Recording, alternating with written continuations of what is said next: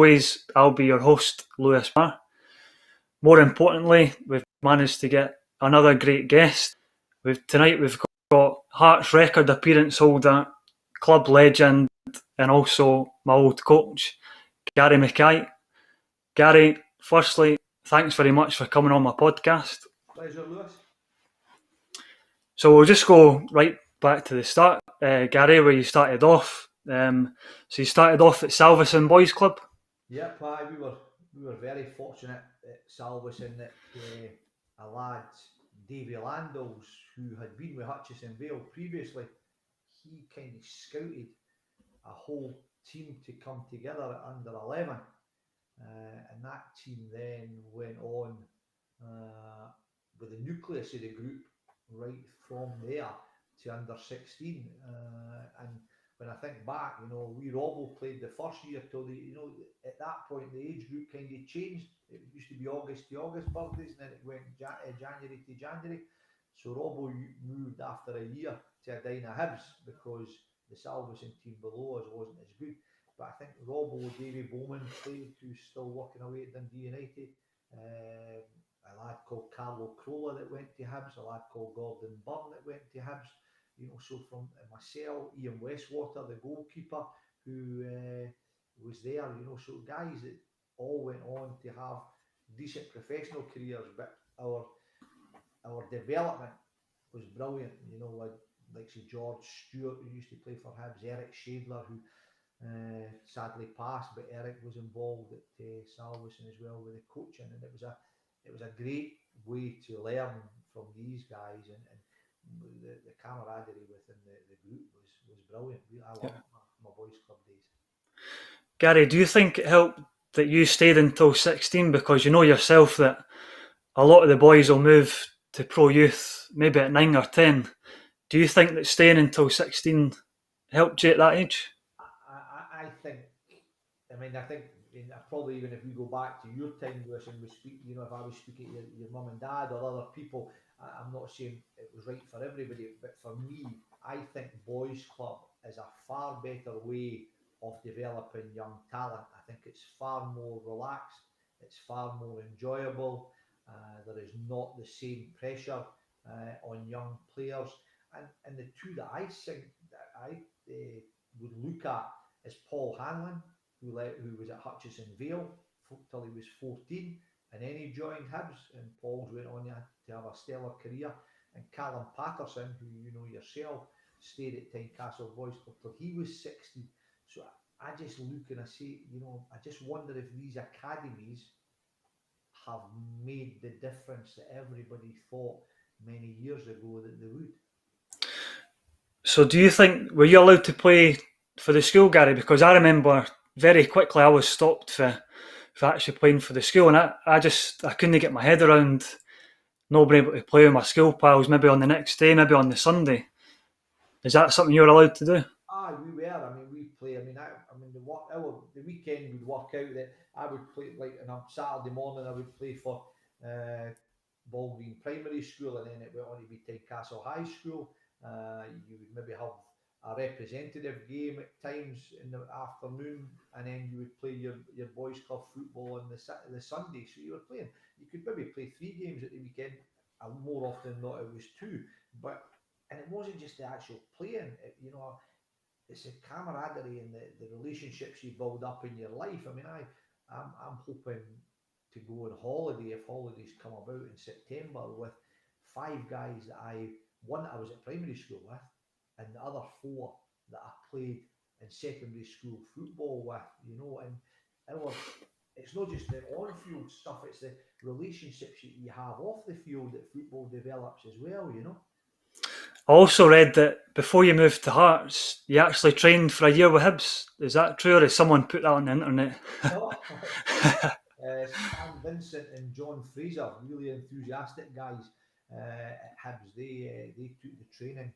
We used to use the wee gym indoors at Easter Road. Lots of good lads along there.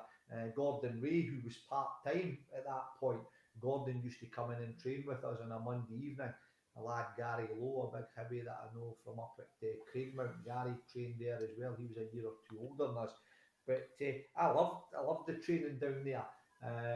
The great thing was you were able to wear your own training kit. You didn't have to wear the colours of the team that you were training with. So that was probably helpful for me.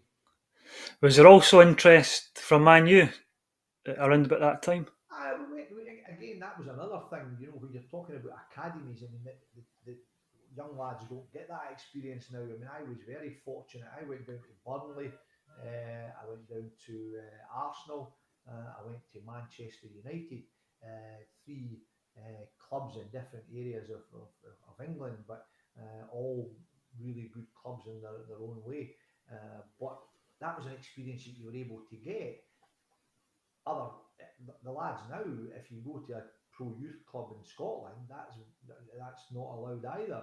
So I think the experiences were great for me and my peers at Salvation Boys Club. So yeah, I was at Man U, had the opportunity to sign, but I think in hindsight, I was kind of always a home bird, and when Hearts came in, there was not going to be many other offers that were going to get me as excited as the offer I was given by Hearts.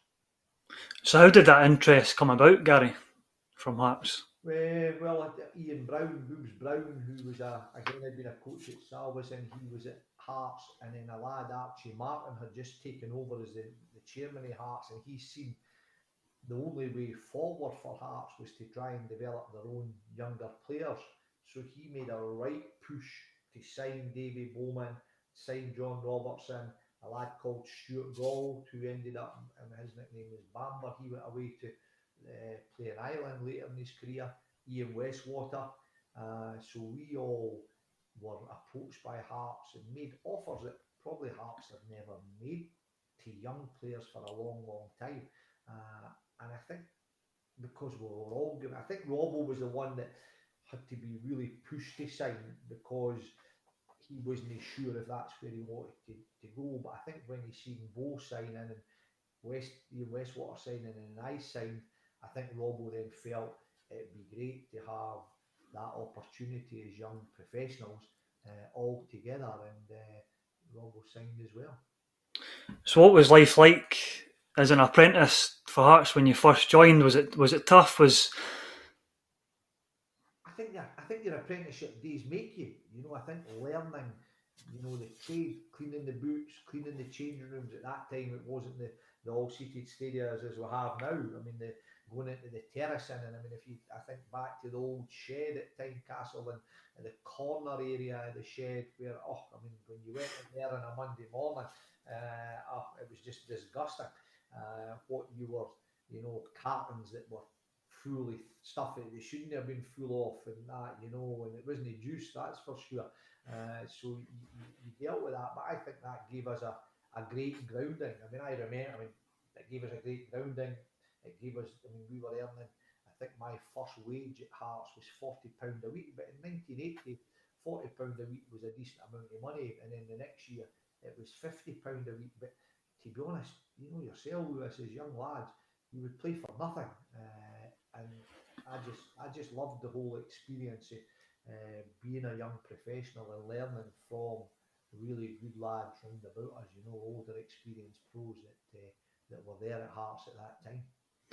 So how long did it take you, Gary, to get close to the first team? When was it? When was that first point? Well, I mean, I look at Bo. Bo was, you and I, when we were speaking prior to coming on, we were talking about physicality. Davy Bowman was somebody that was physically strong, and Bo played at a really young age. And I think he was the youngest player to have represented Hearts at that time because he was ready physically. I wasn't as much, but Bobby Wonka showed faith in me after showing the same faith in Bo. And I made my debut the day after my 17th birthday against Morton in a Scottish Cup tie through at Capello. We drew no score, which was a decent result because they had decent players there. There was a guy called Andy Ritchie who was a top football player. Andy Ritchie had been at Celtic and then he went on to Morton. And we came back to Tynecastle and we got well stuffed on the Wednesday night, 3-0 or 3-1 in the replay. I can't remember exactly. But they were a decent side. But again, it was about understanding that this was what you wanted to do and you had to make sure that you could reach the level that these guys that had just stumped you had reached, and you wanted to work as hard as you could to get there.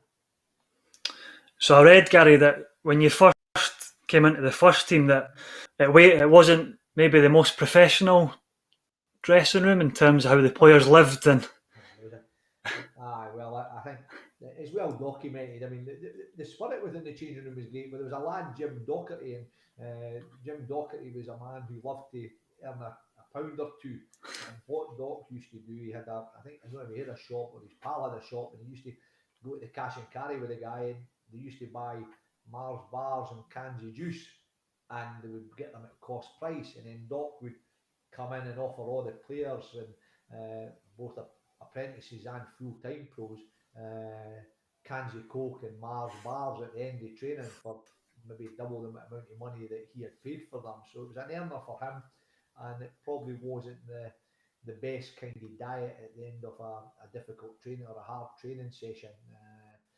And that was the way the club was at that kind of time. I mean, Bobby Monker, who had been the captain in Newcastle, had played for Scotland. He was the manager initially, and I think Bobby just kind of walked because the professionalism wasn't at the level he expected, and that changed. A guy called Tony Ford came in, who had been Bobby's assistant.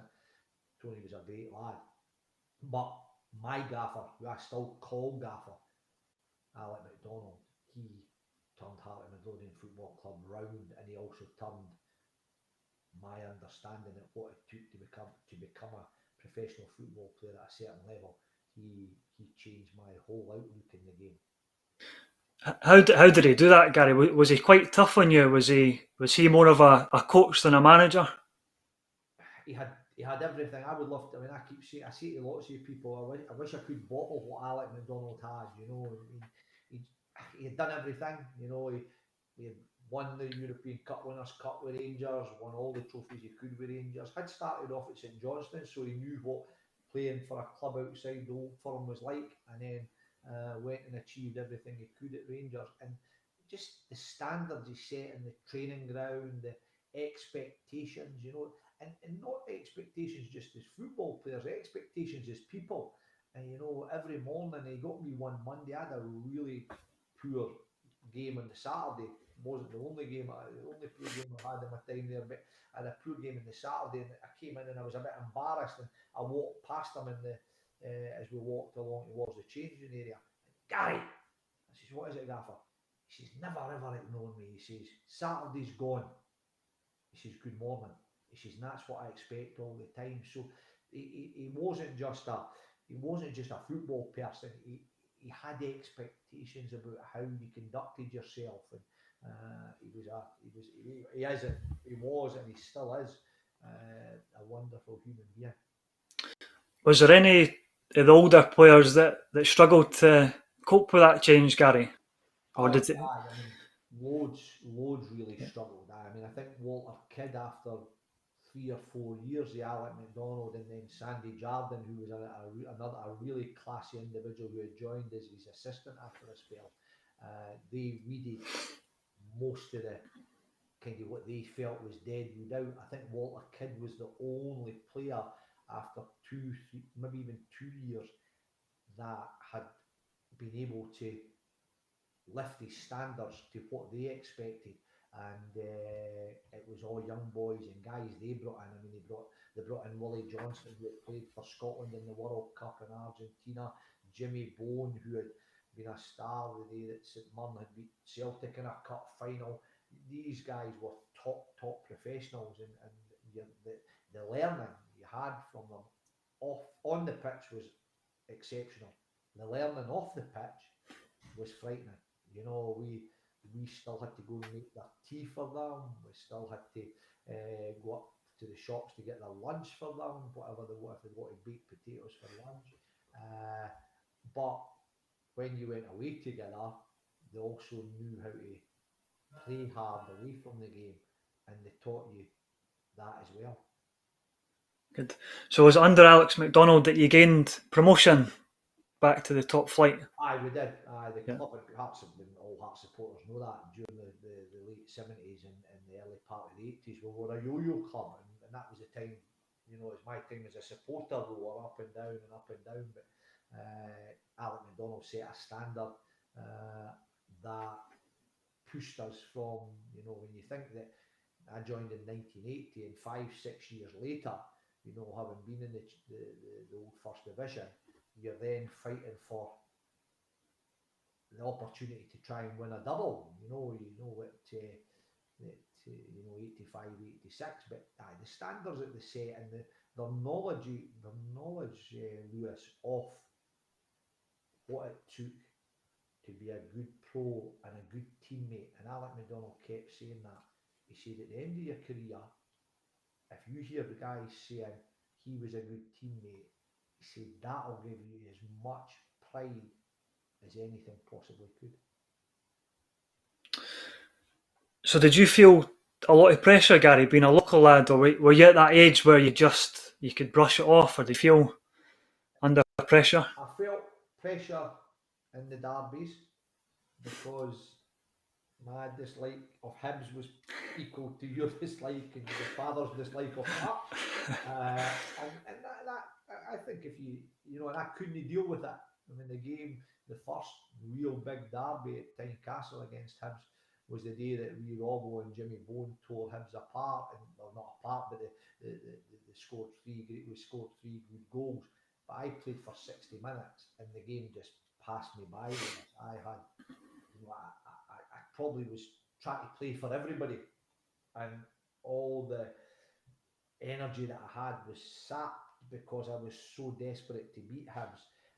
And I did feel a pressure in that game.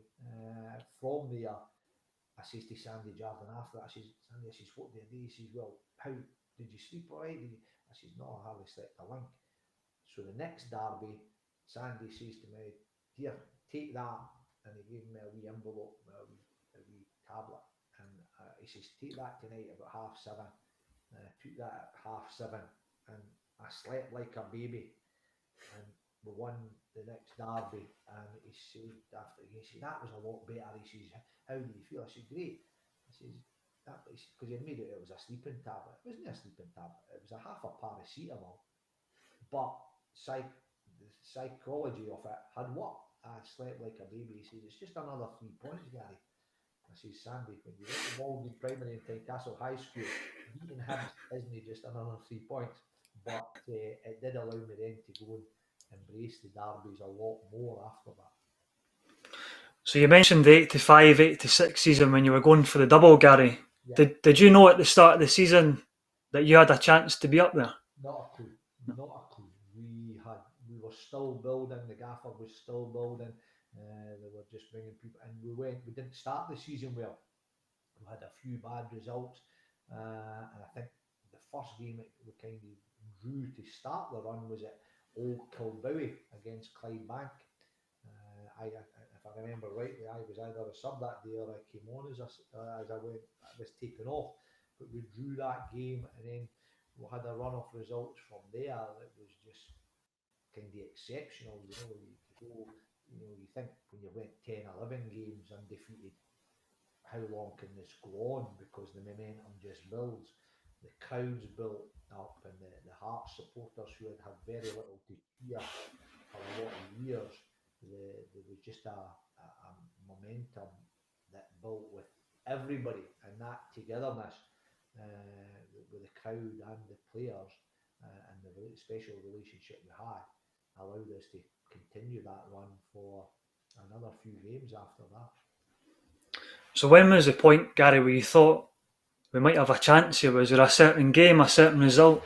Yeah, we went to Tannadice, and I mean, when you look at Scottish football just now and how it's been for lots of different eras, that about Rangers and Celtic's dominance. I mean, during the 80s, Dundee United and Aberdeen were well named as the new firm, and they were top teams. You know, Jim McLean sadly passed recently, Alec Ferguson in charge at Aberdeen, and they had built really good squads. And we went to Tannadice, I think maybe 4th, 5th game, maybe even 6th game for the end of the season, and won 3-0 there. And I think at that point we thought, oh, this could be something special. And I'm saying that we maybe thought that individually, it was never, and genuinely people say, oh, you must have spoken about it, you must have, the manager must have said what Alec McDonald and Sandy Jardine did treat every game like it was just the next game for them. There was never any pressure applied to us. It was just a case of going out and playing, and it was kept really low key from their perspective, and that transmitted itself through the squad, that we just went out and expressed ourselves week in, week out. So the last game of the season, you needed a draw from the last game. What was the build-up like to that game, Gary?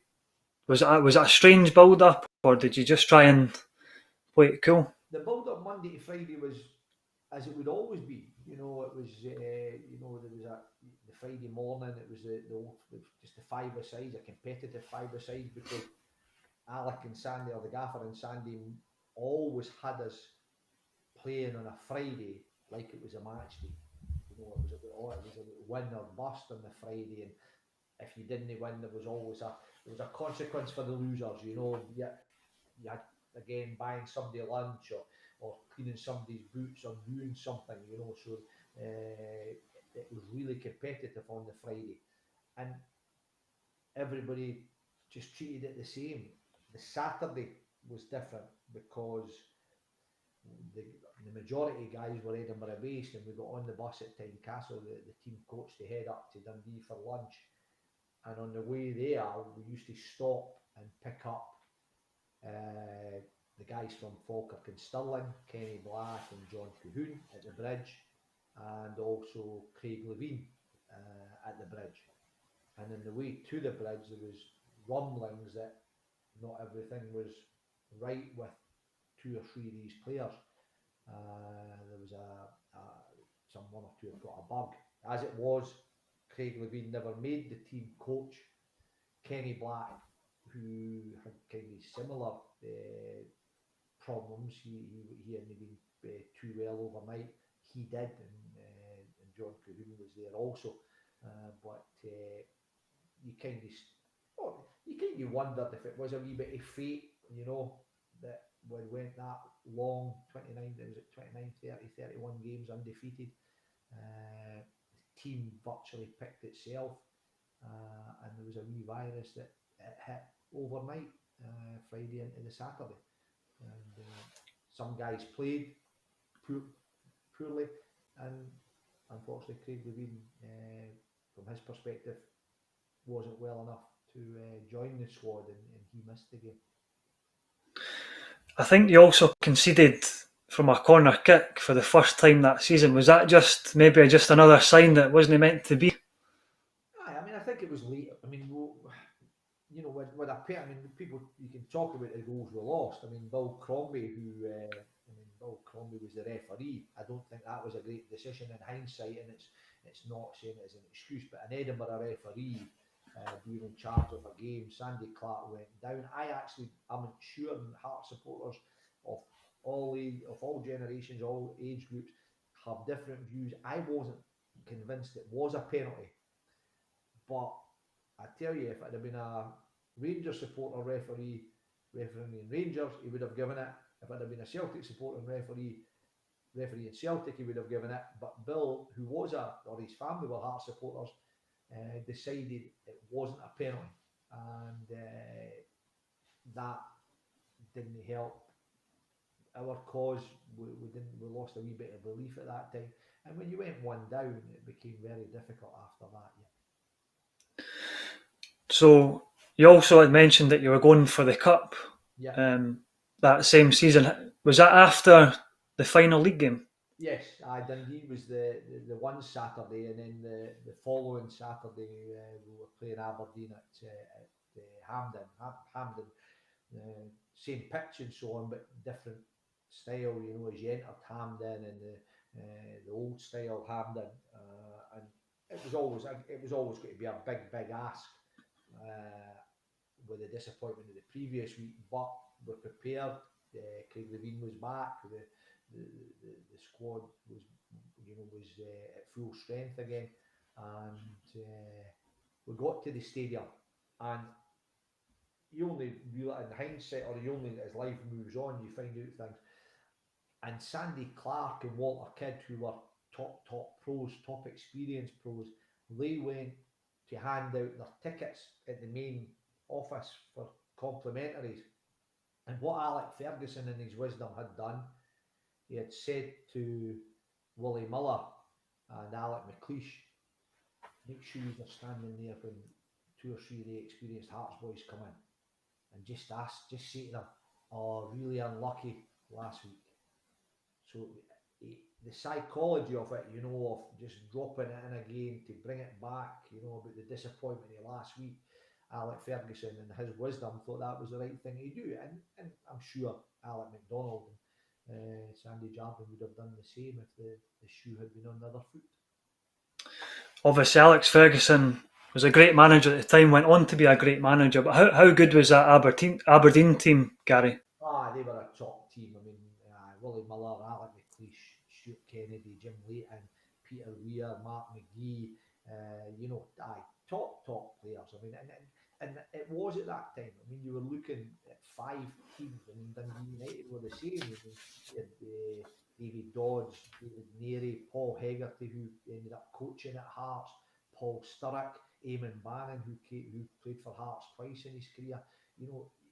I look back and I think it was far healthier for Scottish football, that there were more teams challenging. It has changed. And there are cycles in all top divisions in European football where teams challenge. But I think there was a health and a health about the game rather during the mid-80s where other teams were challenging the old firm, and Alec Ferguson and Jim McLean were up there. And in my mind, so even though we didn't achieve, so was the gaffer, because they had a better base to build from at Tannadice and Aberdeen. They had been in the top division. Alec MacDonald had came in, we were getting out of the old first division, and within a 6-year period, 4, 5, 6-year period, we were then challenging, and you expected to be doing that. I mean, Lewis was, what was I, 64, 85, I was 21, 22. You expected that to happen every year in your career, but unfortunately that wasn't the case. So playing against the teams, Gary, who did you come up against when you played Dundee United, Aberdeen, Rangers? Rangers, I mean Celtic. I mean Paul McStay was somebody that, Paul and I were of the same age. We played against each other at schoolboy level. They played in the same team at schools. Paul was a top player. Neil Simpson, Neil Cooper, who sadly passed recently as well. At Aberdeen, they were top players. Eamon Bannon played at times. Billy Kirkwood played in the midfield for Dundee United. Rangers at that time, it doesn't spring to mind at Rangers who was in the midfield at that time, because that was just prior to the Souness era, where David Murray came in and invested millions, and then we ended up playing against the Paul Gascoignes and Terry Hurlocks of this world, and Ray Wilkins, people like that. Again, guys that had a great international pedigree. So you finished run up again, I think it was 1988, and you also went on a run in the UEFA Cup. Yep. What's your memories of that run, Gary? That was just different class. I mean, my best memory as a supporter at Hearts was watching the Lokomotiv Leipzig game when Hearts had beaten Leipzig during the 70s at Tynecastle, because European nights, and you'll be the same yourself, even though Hibs supporters didn't get them as often as Hearts supporters, but the European nights are special. They are, Lewis. They are special, and under the floodlights. And I mean, we played Austria Vienna. We went across there. Alec MacDonald and Sandy Jardine had picked out a real gem from the lower leagues in England, and Mike Galloway, and Mike went on to be a real good player for us. Scored across in Vienna, and then you play against Bayern Munich, and as youngsters grow up. I mean, Edinburgh and Munich was a were twin cities, and I had been across there as a schoolboy, but you never ever expected as a 15-year-old attending, as I said, Tynecastle High School, you ever have the opportunity in your career to play against Bayern Munich in the quarter-finals, and it was just a wonderful experience, and an experience that was, it was a wonderful experience, but it was an experience of just, again, so close but yet so far against Munich, because we did, me and Ferguson scored a wonderful goal to win the game at Tynecastle, and we were so close on 3 or 4 occasions in the Olympic Stadium in Munich of getting an away goal, and that would have taken us through to play against I think it was Lazio or was it Napoli that Diego Maradona was at,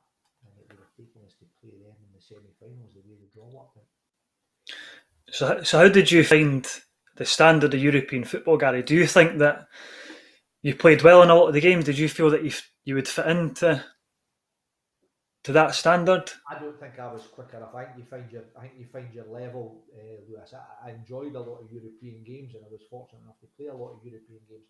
But I think I was very fortunate that I had athletes next to me, real guys. I wasn't as athletic as Kenny Black. I wasn't as physically commanding as Neil Berry, and we were more often than not the three that played in midfield for Hearts during for quite a period, and they two were the guys that they were like my legs, and I was trying to be the creative one. Would I have been able to play in a European league? Probably not. I mean, there was an interest in 87, 88 from Nottingham Forest, and I suppose the one thing I look back on, because I'd always admired Jim McLean, was that he had a bid of £500,000 turned down for me by Hearts. So I always thought, I must have been doing something okay, because Alec McDonald and Sandy Jardine wanted to keep me, but Jim McLean, who was well respected in the game, would have liked to have signed me, So that probably gives you a lift of confidence as well, when you know that you've got a suitor of that kind of standard. So in the few years after that, there was quite a turnover of managers in a short space of time. You were still quite successful with Joe Jordan. I think you reached 2 semi-finals and finished runners-up. How was that time, Gary?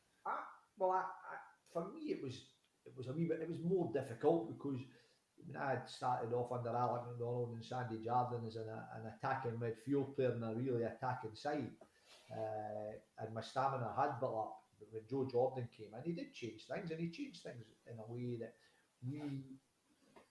some of the more experienced players, myself included, didn't embrace as well as we should have.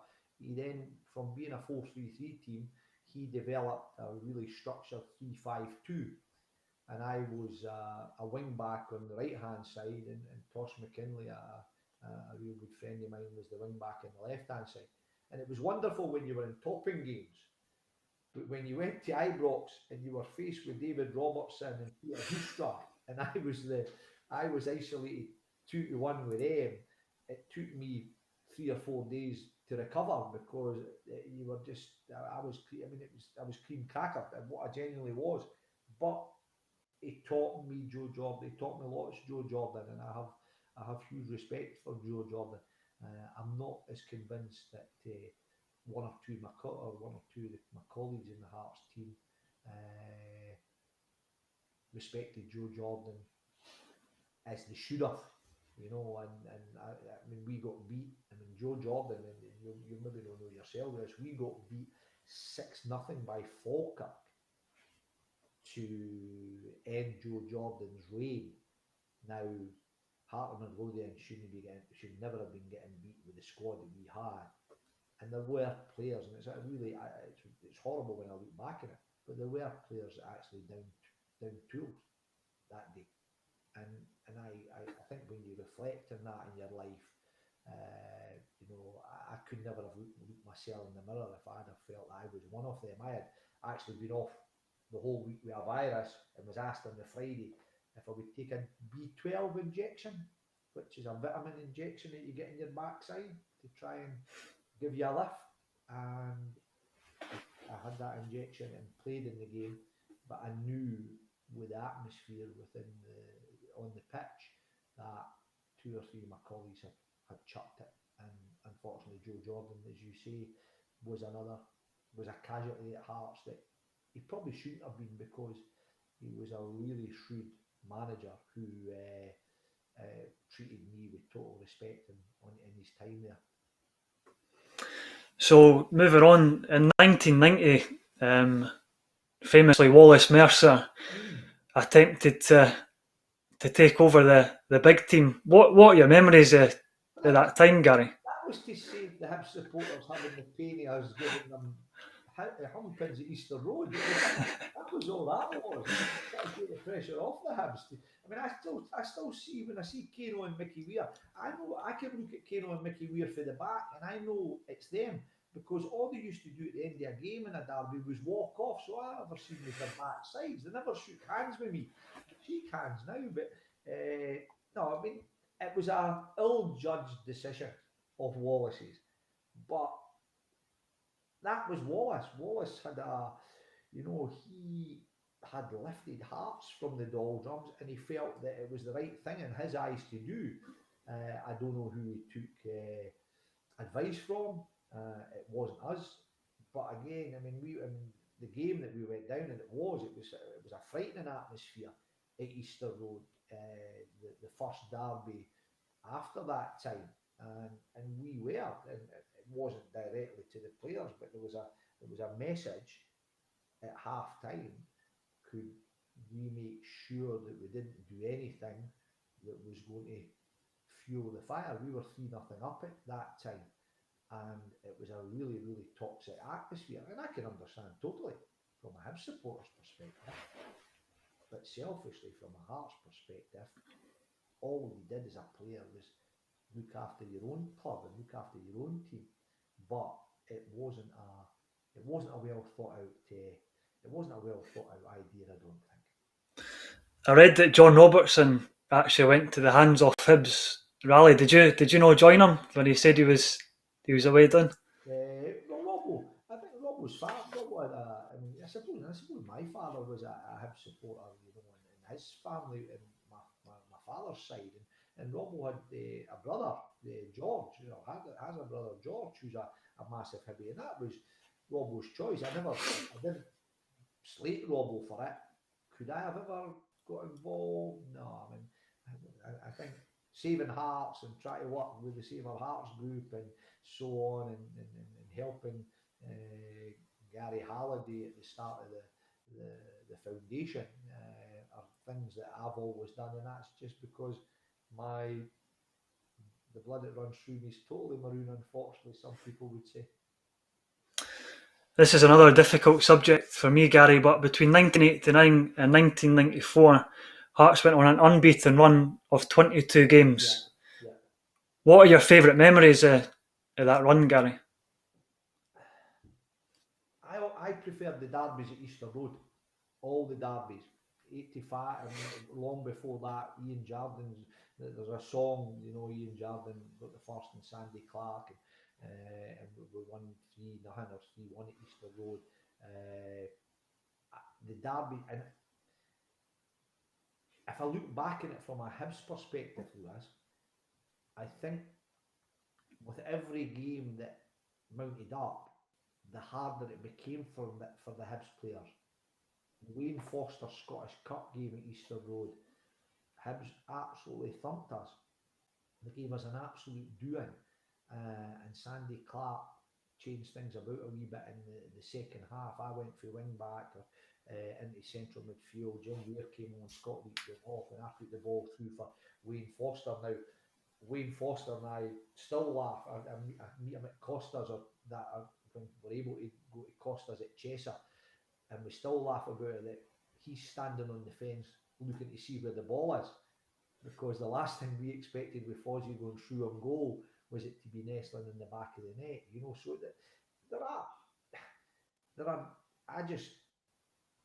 that the blood still flows for me, because derbies were hugely important, because when you've been an end of a few hammers as a Hearts supporter during the 70s, to then be part of the turnaround where we were, at that point in time, the top team. It was a great feeling, and I loved a Saturday night going out and relaxing after beating Hibs, and it was, and I think we just had a kind of hoodoo that Hibs just couldn't turn for some reason. But the thing that they done during that period, Lewis, was that they won a trophy, and ultimately, for all our games of beating Hibs and going in that undefeated run, that trophy that eluded me, and the only real person from the 80s squad into the 90s that got a winner's medal was wee Robbo. I just want to touch on the Heart mentality in derbies, Gary, because in my lifetime, I've always felt that there was a mental weakness with Hibs when it came to derbies. Yeah, and it could have been. There could have been. I think sometimes supporters underestimate the pressure and how how does it go for you after when you get to 11 or 12 games, not having beat your rivals. I was fortunate I wasn't in that, but that pressure that you're actually taking onto the park with you, as soon as the score. I mean, I played in the New Year's derby where I ended up smiling because we were 3-0 in front and I scored for Hibs, and it made it 3-1.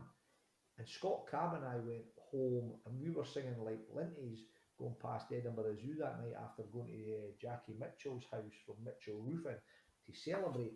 And I was the Hibs top goal scorer at that time, Lewis. I was the equal top goal scorer, and that was in the 1st of January 93, I think, or 91 or 93. There was a huge pressure that the Hibs players had because they were so desperate to break that run. And when they did break it, at Easter Road, Tynecastle, Gordon Hunter scored. We had absolutely battered them that day, but Hibs got the rub of the green that day that they hadn't had for quite a few years previous.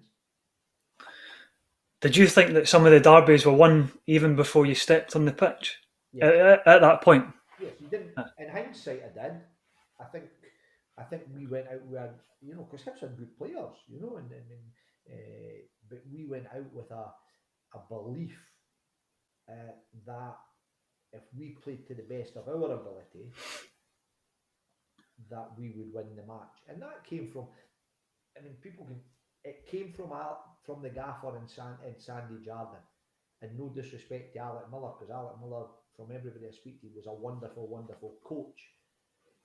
But Alec Miller was, in the Rangers term, a slightly inferior player to Alec McDonald and Sandy Jardine, and nobody could contradict that because they won things, and Alec was on the periphery and never ever really played a lot of games for me, and I think that made it really difficult for Alec. And my feeling is that Alec and Sandy always played in it. I mean, our gaffer who was a blue nose and remains a blue nose, would open the door and have the Hector Nicol Hart song blaring out the changing room before the game, and it was a psychological battle that Alec McDonald came out on top in, and that allowed us to win these games. And you're right, there was a mental weakness, but I don't think it was maybe just. I think it was within the whole footballing department at the Hibs at that particular time.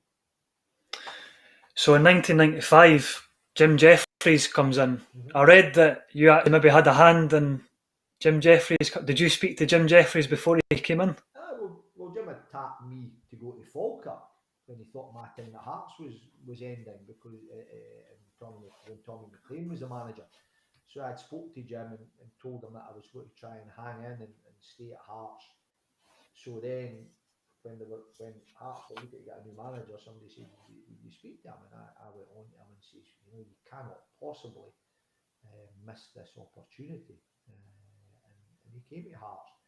He was the one that ended my career, but understandably. And again, in hindsight, I wasn't happy at the time it ended my career, but he knew that it was best for the club, and in hindsight, I knew it was best for the club as well. Not just me, there was a lot of deadwood at that time that Jim had to rid himself off and bring in good players and hungry players and a freshness, so that you're talking about the psychological aspect, so that the Hearts could overcome the psychological aspect of not having won a trophy for a lot of years, even though we came really, really close. And he did that. I mean, you look at the players, and when you look at recruitment, and just now, I have a huge downer list on the recruitment at Hearts, and have had for a lot of years. You look at the players that Jim Jeffries signed, you know, the Neil McCanns, the David Weirs, the Jim Hamiltons, the Stevie Fultons, the Colin Camerons, you know, these guys were absolutely brilliant. And that's the Scottish players, Stefano Salvatore, Gilles Russi, you know, the guys from abroad. I mean, the quality that Jim Jeffries and Billy Brown brought in, and the way that they changed the Hearts team, and was a joy to watch and a joy to see, even although I was part of the kind of deadwood that was moved on due to bring these better quality players in at that particular time. Before that, Gary, you reached another 2 cup finals, which ended in defeat against Rangers. What are your memories of the 2 cup finals? The 5-1 was a hammering. Brian Laudrup, I mean, Gilles Russi made a mistake or two, but Gilles Russi well and made up for that over the years. Another top guy. When you're talking about top players and top people I ever played with, Gilles Russi is up there with the nicest guy in football. But he had a poor day. But Brian Laudrup and Paul Gascoigne that day were absolutely on fire, and we couldn't live with them. And Gary Locke went off with a bad injury early in the game, you know. So there was lots of things in the 5-1 game, but the 4-3 game at Celtic Park when Hampden was being renovated, that was as I mean, I think about Dens Park, I think about the cup final for, but the 4-3 game was the closest I got to getting a winner's medal in the League Cup final. Neil McCann absolutely destroyed Alec Cleland that day. We went behind in the game, we came back in the game, we kept ourselves in the game. And then to make it worse, Paul Gascoigne, who's turned on the style in the second half, comes out and says he had a couple of drams at half time to try and lift himself. So never mind getting beat, I was outplayed with somebody that was half lily and jigged, and you know, he was on the sauce at half time, and I was trying to win my first a cup medal, and he had a couple of nips to try and reinvigorate himself and take himself onto the level that he was capable of. Do you think Rangers got the best Paul Gascoigne? Do you think that was him in his prime during that time? If he was any better than that time, then I would have loved to have watched that. I mean, I know that when he was in Italy, he seemed to do really well also. But I mean, he was a top player. But I mean, you look at him, you look at Laudrup. I mean, to look back, I mean, these are memories for me, and I mean, it's no, you know, these are memories that that never leave you, Lewis. When you think that you've tested yourself against players of that ilk, you know. And they were a joy to play against, and at times when you watch them and you look back and you think, oh, they were geniuses, both of them. So how did your time at Hearts come to an end? Was there a falling out with Jim Jeffries, or was it a more natural exit than that? No, I found it difficult. You know, I could be quite huffy in that sense, and Jim told me that he wasn't sure that my career was going to go on much longer, and that was in '97. I was at 96, 97, and I said, that's fine, and that was his judgment. In hindsight, his judgment was spot on, by the way, but I felt that I had something to offer. And he said, well, what if I give you a year and you can maybe help Paul Hegarty with the reserves and all that? And I thought, well, would I end up playing in the reserves or with the youths, or just so the gaffer decided that he would buy me for Airdrie, it was probably the worst decision of Alec McDonald's career as a manager, both at either Hearts or Airdrie, signing me, because I was a total waste of space at Airdrie. I found it so difficult, when Jim Jeffries let me go. And I look at it just now, and I make comparisons just now, players playing in empty stadiums and supporters desperate to get back and thinking of the lack of atmosphere. I had played at Tynecastle the majority of the time in front of 14, 15, 16,000. Away support, Hearts away support was bigger than the crowds that were at the Excelsior Stadium at Airdrie.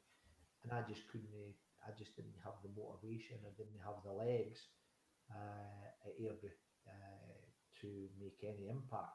And it was great that I went back to the gaffer and played with Kenny Black and Jimmy Sanderson and so on, but my legs had gone. So Jim Jeffries had made the right decision for Heart of Midlothian as a football club to move me on at the time he did. So Gary, you made, including testimonials and friendlies, you ran out for Heart 737 times. Yeah. There was 515 league appearances, 91 goals. How do you look back on your time at Hearts? Oh, with total fondness. I mean, to get, as I said earlier, when you play for the team that you've supported and you're given that opportunity, and then you're able to go on and become record appearance holder and so on. The Heart of Midlothian, it was in my blood from my mum's side through my nana and granda and my uncle and auntie. I was at the 67 Cup final where we beat with Dunfermline when I was 3-year-old. So it was probably, again, a path that I always hoped would happen. And it was a path I remember with fondness. And, there are things that you're disappointed about. But I think you have to put life into perspective, Lewis. When you see things that go on in the world, and, I can be disappointed at not having maybe got a winner's medal yet, and I can take that with me. But to have played under the managers I played under, played with the players I played with, and built up the friendships that I had then and have and retain now, I've been very, very fortunate in football, that's for sure. So in 2006, you were inducted into the Hearts Hall of Fame. Yeah. I mean, it must have been a really proud moment for you, Gary.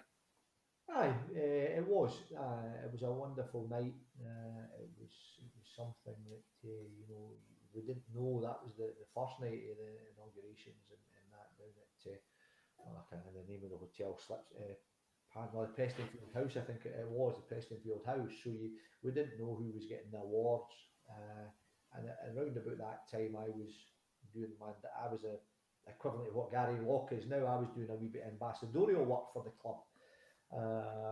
But when I was announced that night, I had tears at Dens Park, but I'd also had tears of joy and respect from the Hearts supporters the night I was inducted into the Hall of Fame. Yeah. During your career, you made 4 appearances for Scotland, and your debut was something to remember as well. You scored a very important goal, but it was actually technically for another country. Yep, I got called in on the Sunday in the squad that went to Bulgaria. It was going to Bulgaria, and when we talk about Paul McStay had to come off at half time that night. And when you hear, Andy Roxburgh had been in charge of the Scotland youth when I was there, and when you hear somebody say to you, Gary, get stripped, you're going on, just going to express yourself, you hope to do that. And I was able to do that and a wee bit more with scoring a goal and being again, when you're a Hearts man, and when I think back, Donald Ford had played for Scotland in the 1974 World Cup. There had been a 13-year hiatus where no Hearts player had represented their country, and I was fortunate enough in '87 to be the one that did. And then there's been lots of better players than me who went on and worn the colours of their country while being Hearts players. Do you remember much about the goal? Because obviously it was really important. It meant that Ireland qualified for a major tournament for the first time. Yeah, I remember everything about it. I remember the ball. It was a slidey surface. The ball skipped across me from coming in from the right. I let it go across my body, and I hit it with my standing leg, my left foot, and it kind of bent into the corner of the goal, and it was lovely. But football's crazy in relationship. You know, we came back to Glasgow. Pat Bonner was there to give me a bottle of whiskey on behalf of the Irish, and that was lovely. Then 5 or 6 years later, I phoned Pat Bonner because I was having my testimonial year. I says, Pat, I says, Gary Mackay, I says, would it be possible to maybe get a signed Celtic strip? Oh, Gary, I'm really sorry. I get lots of requests for these things. And I thought, there you are. It just shows you how football, things, everybody works differently in life,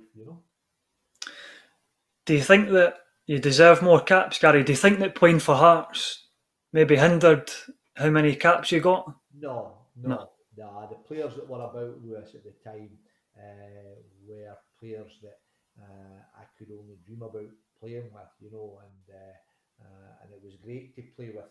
It was a great to be in that group.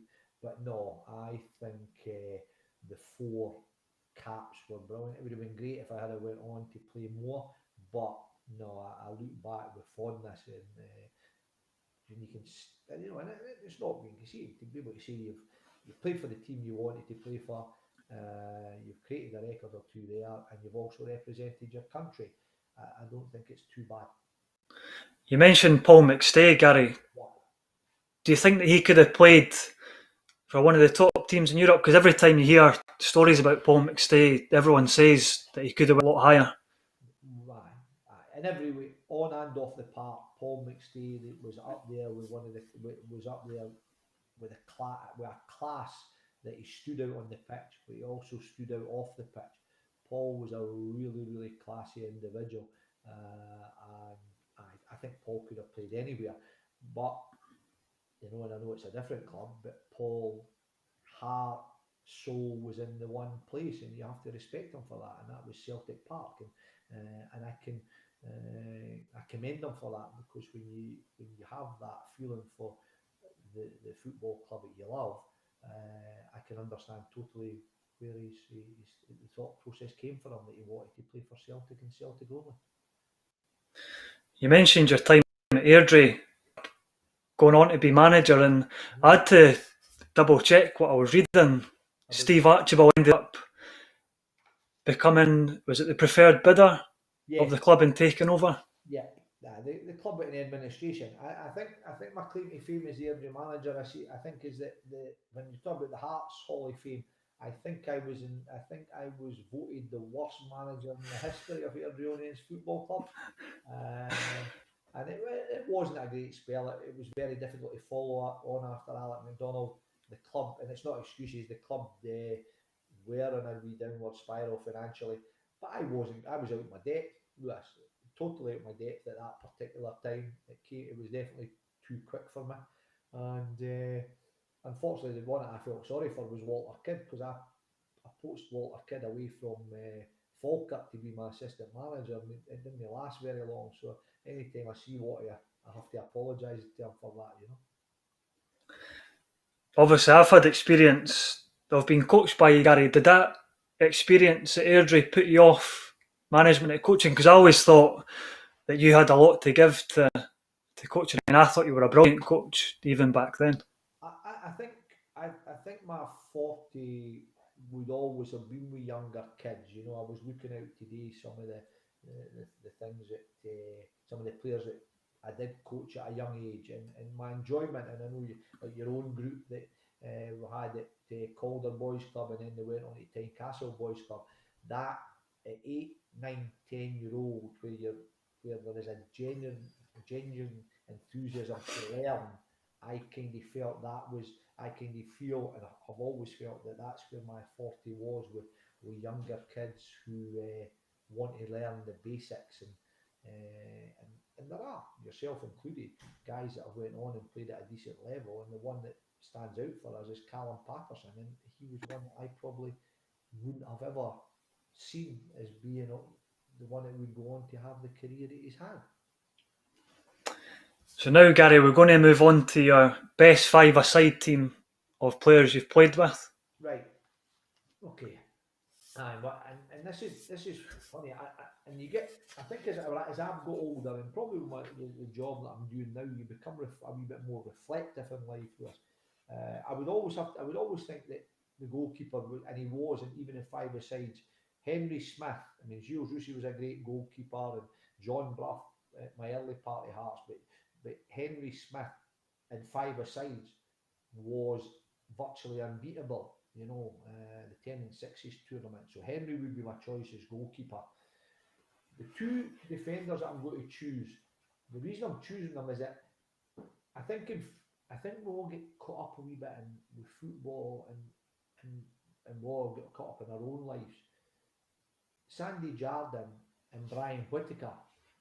Now, Sandy Jardine and Brian Whittaker were different types of players, different people, and I'm not saying they were the best or the right players to pick. The reason I pick them is that they are no longer with us. And in a footballing sense, for me, football and in a life sense, for me it's hard because they brought so much to heart, and although then they brought so much to professional football in general, and they were taken from us by illness, and Brian in a car accident far too early because they had so much to offer in life, and they would have been great together because Sandy had the class and Brian had the athleticism. I would want the gaffer to be the midfield player, and we Robbo would be up front. I would be quite happy being sub in that team there. I wouldn't want, when I look at that five, there wouldn't maybe be because Craig Levine would, or Kenny Black or Stevie Fulton. There's loads of guys I can call in Cameron, that I could pick. But just for life at this point in time, to be able to speak to Sandy Jardine or Brian Whittaker in football and about life, because they had such an enthusiasm. Brian Whittaker, who perished in a car accident, was just not just a good football player and a big part of the Hearts team during the mid to late 80s. He was just a top guy, and as you look back in life, and you talk about, your times with Tynecastle Boys Club and that, I think when we all reflect, there's always something maybe a wee bit more important than football. So you mentioned, obviously, John Robertson has caused a lot of heartbreak for the green side of Edinburgh, but how good was he as a youngster, Gary? Did you know, I know you played with him at a young age, did you know that he'd go on to be that good a player? Robbo was Robbo played at an older age, but he was a year younger. Robbo was always going to score goals, and he just had that knack of being in the right place at the right time. But people didn't always give Robbo enough credit for how good a football player he was. Robbo had a sharp brain.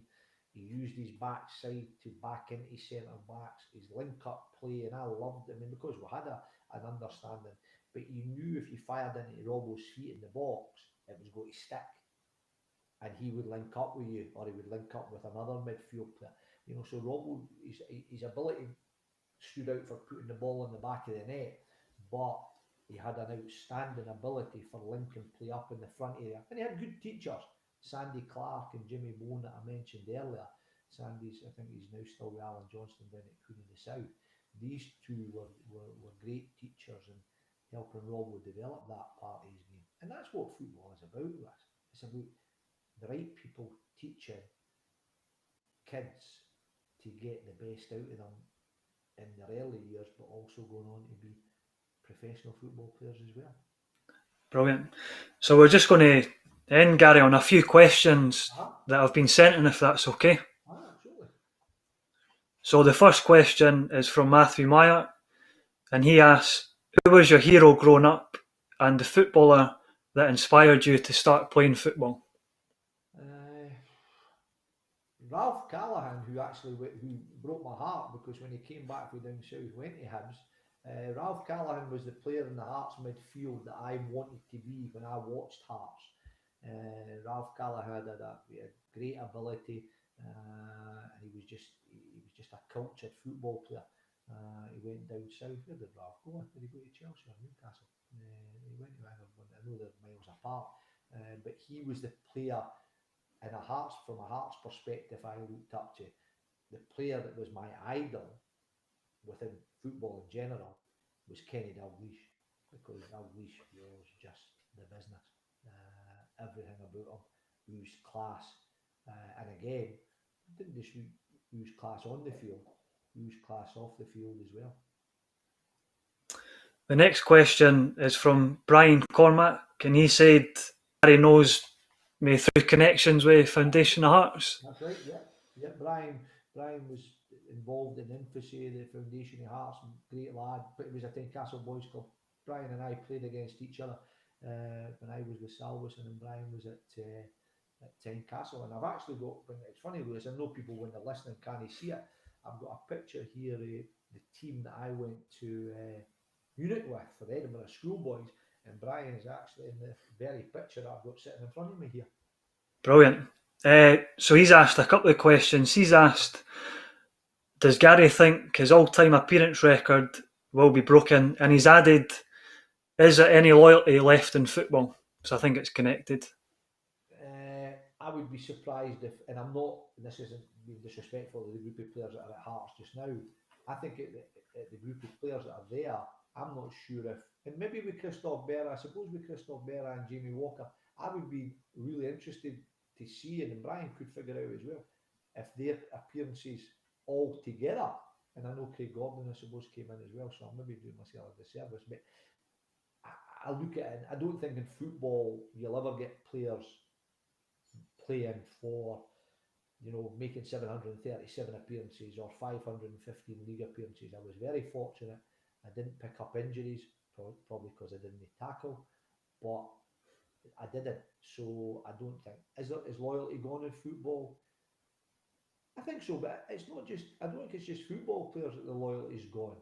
I think there's a wee bit within boardrooms as well where people or don't understand the loyalty. And I just hope at heart, and Lothian, Lewis, and Brian knows this, when it comes to a board being put in place when Anne Budge moves on, that it is people that know how to run a football club, and also people that do have a feeling and have emotions for the football club. I keep hearing people saying, you can't be too emotive, you can't. Get a grip. Football is about emotion. That is what it is. The emotion and love and passion for your football club. If you're making business decisions, you need to step back from that emotion a bit. But that's what football's about for all of us. Brilliant. So the next question is from Sean Jameson, and he's asked, Gary had a public spat, he said, with Mad Vlad. I'm sure you know who we're talking about. What was his experiences during Vlad's reign? It was strange. It was really, really strange. I mean, I went across to Lithuania with a lad called Ian McLeod, who was in the Save Our Hearts campaign, and Ian and I celebrated his birthday across there with him. But some of the things that we done when we were across there, some of the physical tests he wanted us to get, and some of the things he expected us to do, it was a very strange man. And the strangest thing that he ever done, not just decisions that he made on the football pitch, but when Hearts played Barcelona, and it is true because Campbell Ogilvie, who's a guy I have the utmost respect for, has told me, as we've sat in company, Vladimir Romanov wanted to play for Hearts against Barcelona at Murrayfield. And Campbell Ogilvie had to say to him that he wasn't a registered player and he was having none of it. And Campbell had to really put his foot down. Vladimir Romanov was as strange as everybody thought he was. And for somebody to think that he could have went and played in a Hearts team against Barcelona at Murrayfield in an exhibition game, probably summed up how strange Vladimir Romanov was. He's sent in another question. He's asked, what's Gary's opinion on Anne Budge and also the fan ownership foundation of Hearts? I think what the Foundation of Hearts have done is nothing short of astonishing. I think from the way it was built up with Alec Mackay, with Brian Cormack, Gary Halliday, who's still there, I hope the Hearts fan base have an understanding of the work that these guys put in to not only get the Foundation of Hearts in place, but continue to work through it. Anne Budge, I think, knows herself that she has made mistakes along the way, but the reason Anne Budge got involved in the football club was due to her emotion, was due to the passion that her daughter has for the club, and the passion that was passed on from her daughter to her. And I am eternally grateful that Anne Budge came in when she did, because if she hadn't, it could have been a far different story for her. But there have been mistakes made under her stewardship, which I'm sure she's aware of herself. Have you had any dealings with Anne Budge, Gary? Have you met Anne and had a chat with her? Or? Anne and Anne, the first time I ever met Anne, I asked her to sponsor a dinner for Alan Ray, who was the Hearts physiotherapist, and he had spent a lot of years with Hearts, and Anne sponsored that dinner, and that was long before the Foundation of Hearts came to fruition. But when we had a discussion around the table, the aforementioned guys, Brian and Alec Mackay and Gary Halliday and I, we spoke about what could we do or who could we approach. And I mentioned Anne, and the guys took that from there and went to Anne, and the rest is history, I would say. But she has a huge love for the football club, and again, as I say, it comes from her daughter, and everybody knows Anne, knows that's the case. But yes, I've met her a few times, and I'm thankful for what Anne Budge has done. I'm more than thankful for what she has done within Heart and Midlothian Football Club, and I hope when she does move on that the club is going to be run by the right people. And I know others, and I keep saying this, and I know I use the word emotion, I just hope that people realise that passion, emotion, yes, they have to be taken to the side when there are business decisions being made. But if you've not got passion and emotion for your football club, you shouldn't be following them. And the last question, Gary, is from myself. How would you like to be remembered as a footballer? Somebody that gave his best for the club that he loved. That's good enough. And lastly, Gary, what are you up to these days? How do you fill your time? I've still got a wee interest in the game, apart from my love with Hearts, which hasn't been great the last couple of Fridays watching the performances. But I'm still looking after Murray Davidson in the agency business, Lee Wallace in the agency business. But I'm working up at a big care school for kids from chaotic backgrounds. Lewis, I was invited to hand over a Variety Club minibus when I was an ambassador at Hearts with a lad, Paul Appleby, a lad that was a boxer in Edinburgh. And we handed it over at Balerno, and I didn't know that these young children at that point in my life lived in the manner that some of them did, and had been brought into this world in the way they had. I've done my HNC and SVQ in social care, and I've been up at Harmony School now for the last overall 10, 11, 12 years in one capacity or the other, and I love it. I love working with the kids, and it's a really fruitful. I mean, what you get back from these young children who are getting an opportunity to live and develop and be nurtured in a safe environment. It's a wonderful feeling when you see them developing to become mature adults. That's us, Gary. I've taken up enough of your time. No, it's been wonderful speaking to you, Lewis, and hopefully the podcast will be fruitful for you, and it'll be something everybody will enjoy listening to.